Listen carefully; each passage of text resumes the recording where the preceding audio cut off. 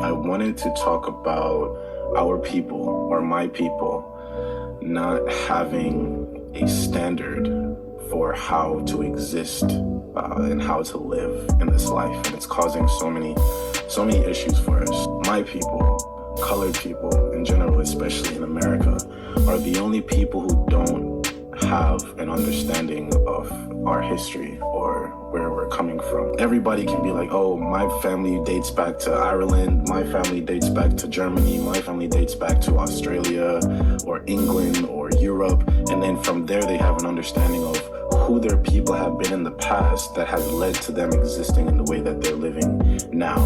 And so the thing is that we can't have a true understanding of who we are without having an understanding of where we're coming from and how our people existed in the past. And our people of color, Black people particularly, don't have that today. You know, we're kind of told, hey, you know, you guys are out there swinging on trees and, you know, living in mud houses, and then we came and we captured y'all and we made you slaves, but now everything's okay because you can live in our country and be what we tell you to be. We don't really have a history beyond slavery, so what we find is that today we're having to create our own identity. And because we're living in this land of our captivity, everything about our identity is based on what we're seeing happen around us. And everything that's happening around us is telling us that we are less than, and that we are low, and that we are small, because we don't have an understanding of our history and where we're coming from. And I know that in our community, we talk a lot about, man, we're kings. You know, we come from kings, we come from royalty. But even in saying that, do we really have an understanding of who these kings are? How did these kings carry themselves? How did they rule nations? You know, what is royalty exactly? And how do we carry ourselves in accordance with the royalty that we're coming from? See, even when we say that, we still don't even understand what that royalty is. And that's where I think scripture is so powerful for the entire world, but for the sake of this conversation, particularly for our people. Because what we don't understand is when we say that we're coming from kings, the kings, we have our history in front of us. The kings are King David, the kings are King Solomon, and the kings are, well, most importantly, the King of all kings, the Most High. If we understood that these people that we either read about in the scripture or shun away because we believe that the scripture is this white man's book and this white man's religion, we put our entire history away because it's been misrepresented before us. Now, what I want to come to say is that if we really start going back into scripture and reading it for ourselves, not just going to church and listening to the few scriptures that the pastor pulls out and tells you to go home with, and even more, not listening to the scriptures that have been used and misrepresented to bring across like hate and destruction in the world. If we ourselves go in and read this for ourselves, then we start to gain an understanding of like, well, where we're really coming from, you know, because we are the children of Israel. That's listed in this Bible, and everything that is listed in Deuteronomy 28, our people are the only people that fit the criteria for what has occurred based upon like the blessings and the curses that God had put forth. We need to understand as a people is that this is not our home. If you're in America like me, America is not our home. If you're in Africa, even like Africa is your home, but there's more to it than just the continent of Africa. When we understand that we are coming from Israel, we are coming from Abraham, we're coming from Jacob, then we understand that everything about who we are and everything about what we're experiencing in the world today now, when it seems that everybody hates us, you know, for no reason, just because we look how we look, everybody seems to hate us, everybody seems to be against us, everybody seems to be putting us down. Why do you think it is that we're going through this and have been going through this for, should I say centuries? What centuries? 100 years? About 4 centuries now, and even before that. Why is it that our people are the ones who are going through all of this like racism and oppression and downpression? Why is it that we are experiencing all of this?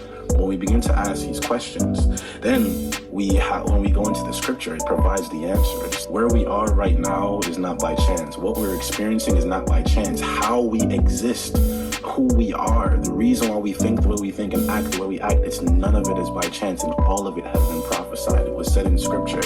Essentially, if I can try to put it in a nutshell, God put before our fathers blessings and curses. He said, hey, if you obey me, I will establish you as my people and as my nation so that other nations will see you and come to know me through you, or through your obedience to me. And he said, if you obey me, I will make you great. I will prosper you. I'm going to teach you my law, obey my laws, and, I will make you a nation great in the earth, and you will call all the other nations to me. But if you disobey me, if you forsake my commandment, then all these curses will come upon you, because now I'm going to have to discipline you.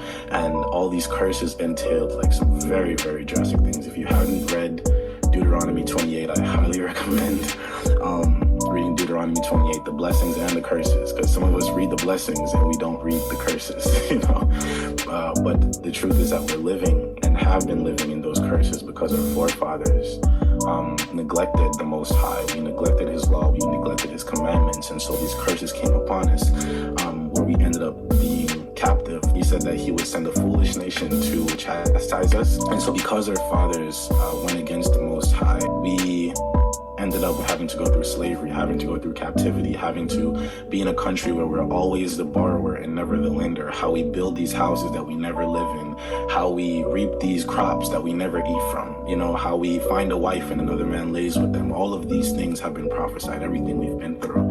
And so when we come to where we are now, we have to think, if we're going to experience the curses of this prophecy, whether we believe in it or not, we are living it, then maybe we should at least look at it to gain an understanding of how we can come out of this. Because what we've done is we've recognized that we are in a problem as a community, as a people. We've recognized that we are being oppressed and we are down-pressed, and we've tried all these different avenues to get out of it. We've tried these marches, we've tried these movements, but the thing is that we've never tried returning to the Most High. We've never tried returning to the thing that got us here to begin with, because we are not going to get out of this on our own.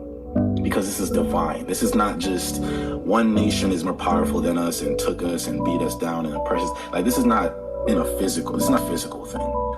What happens in the spiritual manifests in the physical, so we experience it in that way. But when we realize that our problem is actually spiritual, then we realize that we have to deal with it spiritually. And in dealing with it spiritually, we realize we have no choice but to acknowledge Yah. We have no choice but to acknowledge the Most High. And it just hurts me because I see my people every day. We're all living in this struggle. We're all living in this pain, and we're all praying and hoping and trying to find a way out. But yet none of us are turning to the only thing that will get us out. None of us are turning back to the only thing, the thing that got us in here to begin with, and that is the commandments of the Most High. Disobedience got us here in the first place, so obedience is the only thing that's going to get us out.